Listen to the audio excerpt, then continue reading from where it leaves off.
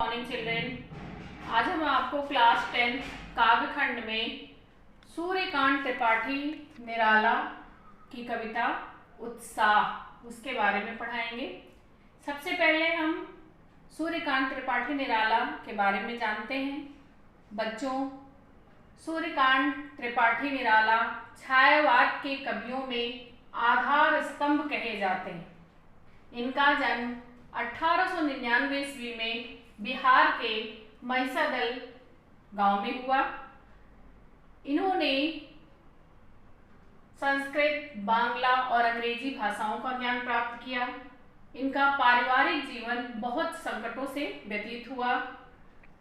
बचपन में ही इनकी माता का देहांत हो गया। कुछ समय के बाद इनकी पत्नी की मृत्यु हो गई।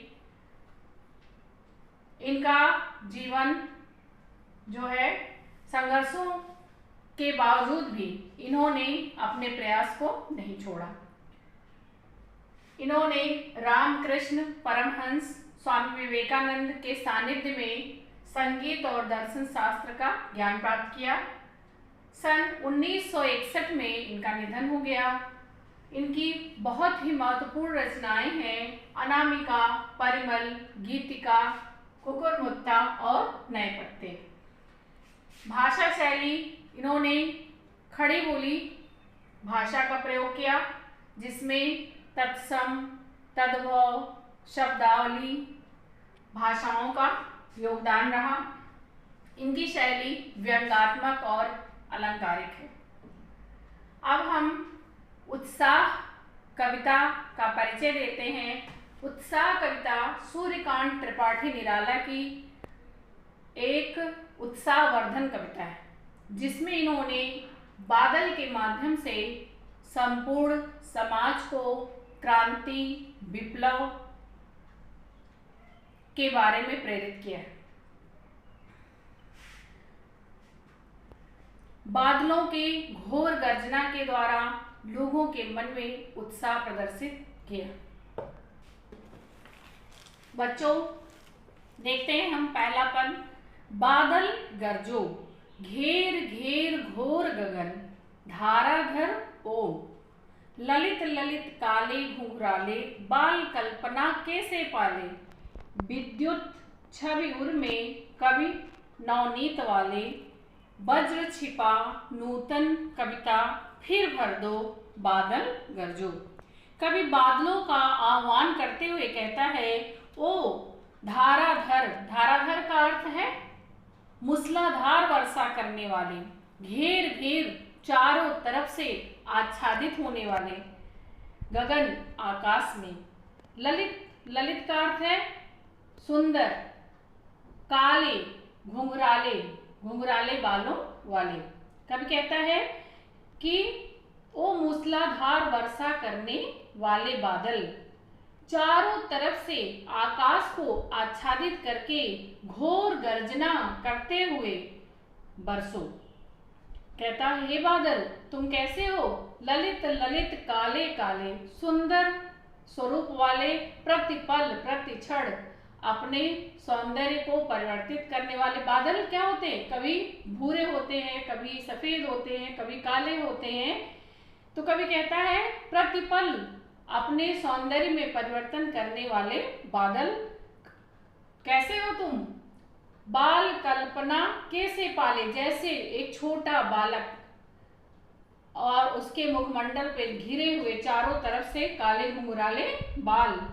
तो कवि कहता है बाल कल्पना से पोषित काले घुंघराले बालों वाले बादल बरसो। बादल के हृदय में जो विद्युत होती, बिजली होती है, वह अपनी चमक को, अपनी छवि को, अपने सौंदर्य को हृदय में धारण करने वाले, नवजीवन वाले, नवजीवन यानी नया जीवन प्रदान करने वाले। कवि कहता है कि हे बादल तुम अपनी वर्षा से जो भूमि में अंकुरित बीज हैं उन्हें नया जीवन प्रदान करते हो और उन्हें संसार में आने का मौका देते हो। इसलिए हे बादल तुम्हारे हृदय में वज्र छिपा है, वज्र के समान तुम कैसे हो? कठोर हो, विप्लव करने वाले हो, विध्वंस करने वाले हो, क्रांति का संदेश देने वाले बादल, नूतन कविता फिर भर दो। सबके हृदय में नई भावनाएं, नई कल्पनाएं, जीवन दायिनी शक्ति जो निहित है उसको उजागर करो, हे बादल बरजो। दूसरा देखते हैं बच्चों। दूसरा है आपका, बादल गरजो बिकल बिकल उन्मन थे उन्मन, विश्व के निगाद के सकल जन, आए अज्ञात दिशा से अनग के घन, तप्त धरा जल से फिर शीतल कर दो बादल गरजो। कवि बादलों का आह्वान करते हुए दूसरी पंक्ति में भी कहता है कि हे बादल, आकाश को इस प्रकार आच्छादित कर दो कि चारों तरफ जो है तुम्हारी घोर गर्जना सुनाई पड़े, और बिकल बिकल, बिकल मतलब व्याकुल, ग्रीष्म ऋतु से व्याकुल संपूर्ण समाज के लोगों के हृदय में जो कैसे हैं, जिनका मन उन्मन है। उन्मन मतलब क्या होता है? उन्मन मतलब होता है अनमना सा, कहीं मन ना लगना। ऐसे व्यक्ति जिनका हृदय कहीं भी नहीं लगता है, ऐसे व्यक्तियों के मन में तुम आशा का संचार करो। ग्रीष्म ऋतु की गर्मी की अधिकता से व्याकुल जनों के हृदय में, बेचैन लोगों के हृदय में तुम नवीन चेतना प्रदान करो। और क्या करो?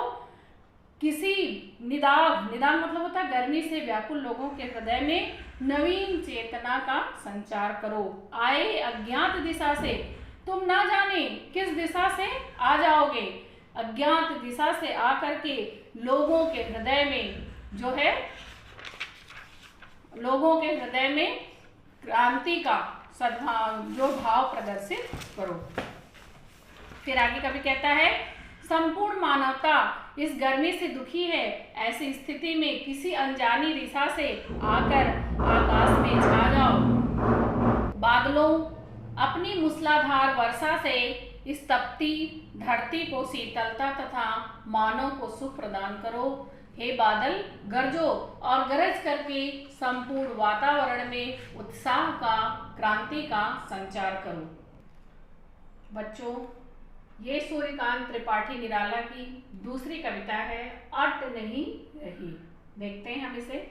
अट नहीं रही है आभा फागुन की तन, सट नहीं रही है कहीं सांस लेते घर घर भर देते हो, उड़ने को नभ में तुम पर पर कर देते हो, आंख हटाता हूँ तो हट नहीं रही है, अट नहीं रही है। कभी फागुन मास की मादकता का वर्णन करते हुए कहता है कि फागुन महीना जो है उसमें प्रकृति अतुलनीय असीम सौंदर्य को समेटे हुए रहती है। जैसा कि हम आप सब जानते हैं, फागुन महीने में होली की ऋतु, होली का त्यौहार होता है जो बसंत ऋतु में होता है, और बसंत ऋतु में मौसम बहुत ही सुहाना होता है। चारों तरफ प्रकृति हरे भरे रंगों से, रंग बिरंगे फूलों से सजी होती है। उसी का वर्णन करते हुए सूर्यकांत त्रिपाठी निराला जी कहते हैं कि जो फागुन मास में प्रकृति की सुंदरता है, वह जो उस आभा, आभा मतलब होता है कांति, उसका सौंदर्य, उसकी कांति मेरे हृदय में समा नहीं रही। वो इतना अधिक उसका सौंदर्य है कि मैं अपने हृदय में उसे समेट नहीं पा रहा हूँ। फिर आगे कहता है, कभी कहीं सांस लेते हो घर घर कर देते हो। प्रकृति में फूलों की सुगंध चारों तरफ इस प्रकार बिखरी हुई है कि उसकी सांस, उसकी सुगंध पूरे वातावरण में व्याप्त है। उड़ने को नभ में तुम पर पर कर देते हो। कभी कहता है, इतने मनमोहक दृश्य को देखकर, इसके सौंदर्य को देख करके हृदय जो होता है वह क्या करता है, पंख लगाकर आकाश में, नभ मतलब आकाश में उड़ जाना चाहता है। आंख हटाता हूँ तो हट नहीं रही। कभी कहता है कि जब मैं अपने नेत्रों को इस प्राकृतिक सौंदर्य से हटाने का प्रयास करता हूँ तो मेरी आंखें इसके सौंदर्य पे इतनी मुग्ध हो जाती, इतनी मोहित हो जाती हैं कि वह जो हटाए भी नहीं हटती। और इसके माध्यम से कभी प्राकृतिक सौंदर्य का चित्रण करता है। दूसरा पद देखते हैं, पत्तों से लदी डाल कहीं हरी कहीं लाल, रंग बिरंगे फूल और हरी हरी पत्तियों से पूरा वातावरण कैसा है, मंत्रमुग्ध कर देने वाला है, बहुत ही सुंदर लग रहा है। कहीं पड़ी है उर में और वह रंग बिरंगे फूलों से सजी हुई माला जो है प्रकृति के हृदय पर इस तरह धारण किए हुए है कि जैसे प्रकृति जो है मनभावनी लग रही है। मंद गंध पुष्पमाल, और ऐसे वातावरण में सुगंधित पुष्प, जो सुगंधित फूल है उसकी गंध सुगंध चारों तरफ वातावरण में फैल गई है। पाट पाट शोभाश्री, पाट पाट मतलब जगह जगह, हर जगह फूल जो है रंग बिरंगे खिले हुए हैं और उसका सौंदर्य आंखों में समाने योग्य है। शोभा श्री, श्री मतलब होती कांति, सुंदर, सुंदरता, प्रकृति की सुंदरता को कभी अपनी आंखों में समेट लेना चाहता है, बसा लेना चाहता है, पट नहीं रही है, लेकिन वह उसके सौंदर्य को अपनी आंखों में समा नहीं पाता, इतना अधिक है उसका सौंदर्य कि वह अपनी आंखों में समा नहीं पाता है। बच्चों, इसमें प्राकृतिक सौंदर्य का चित्रण है। घर घर और पर, इसमें पुनरुक्त प्रकाश अलंकार है। पाट पाट, यहाँ भी पुनरुक्त प्रकाश अलंकार है। और ध्वन्यात्मक शैली, मंद गंध सुगंध, ये सब क्या है, ध्वन्यात्मक शैली का प्रयोग है।